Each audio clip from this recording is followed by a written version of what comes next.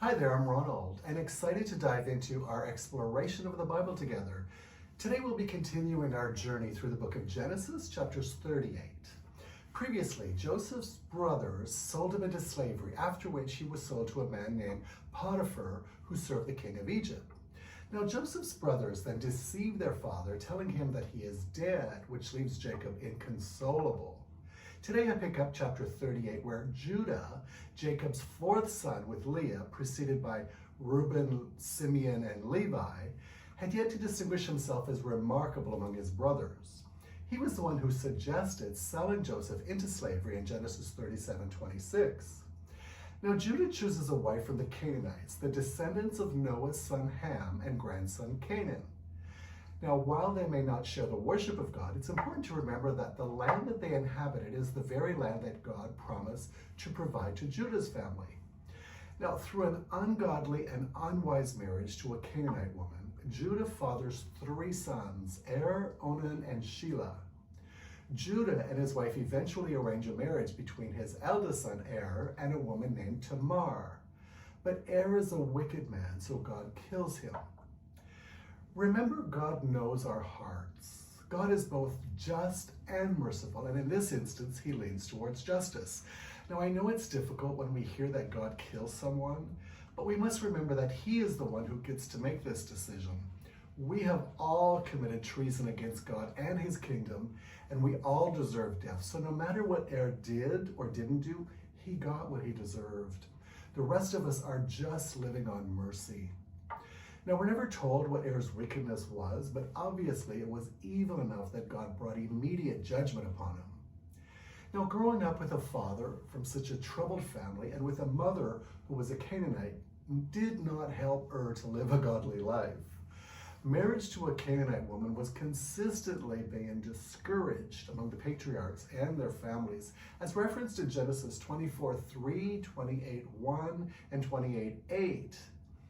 Now, the Canaanite neighbors influenced the family of Israel, which raised significant concerns. Their future seemed to consist of challenges and cultural mergers. But nevertheless, God had a compassionate plan designed to steer them toward a more promising future beyond Canaan. After death, Judah married Tamar off to his second son, since she had neither a husband nor children. And in those days, that was essentially a death sentence. Now, this was done according to the custom of the levirate marriage, later codified into law in Deuteronomy 25:5-10. If a man died before giving his wife sons, his brother had the duty to marry her and give her sons. Now, the child was considered the sons of the brother who died because the living brother only acted in his place. Now, this was done to carry on the dead brother's name, but it also ensured that the widow would have children to support her, because without this, she would likely spend the rest of her life as a destitute widow. Now, Onan, the second son, knew that the heir would not be his, so he refused to seriously consider the responsibility of fathering descendants for his dead brother.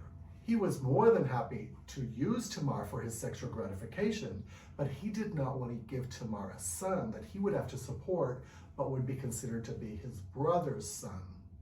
Now, God's protection of Tamar kicks in when this happens, and God kills son number 2. Son number 3 is still a child at this point.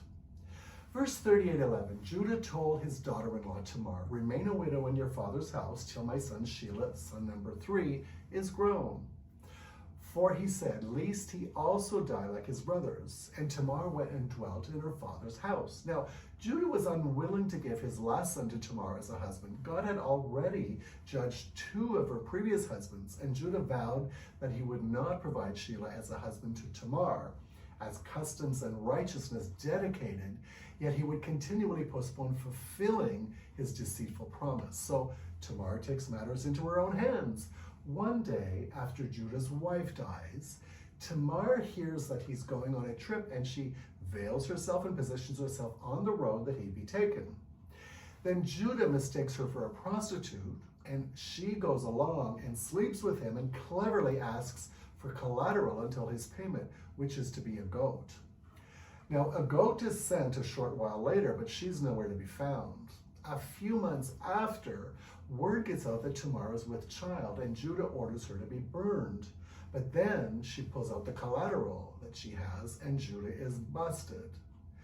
Now, through this process, Judah is deeply humbled, and Tamar's life is spared. Then she gives birth to twins.